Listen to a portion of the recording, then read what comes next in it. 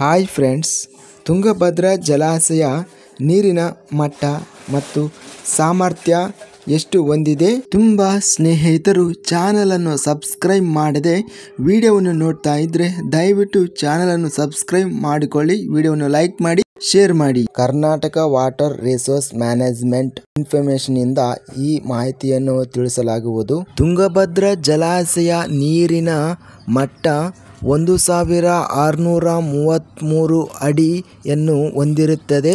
ಪ್ರಸ್ತುತ ಇವತ್ತಿನ ತುಂಗಭದ್ರಾ ಜಲಾಶಯ ಮಟ್ಟ 1629.36 ಅಡಿಗೆ ನೀರು ಇಳಿಕೆ ಆಗಿದೆ. ಗರಿಷ್ಠ ಜಲಾಶಯ ಸಾಮರ್ಥ್ಯ 105.78 TMCಯನ್ನು ಹೊಂದಿರುತ್ತದೆ. ಇದಕ್ಕೆ ಪ್ರಸ್ತುತ ಜಲಾಶಯ ಸಾಮರ್ಥ್ಯ 91.68 TMCಗಳಿಗೆ ನೀರು ಇಳಿಕೆ ಆಗಿದೆ.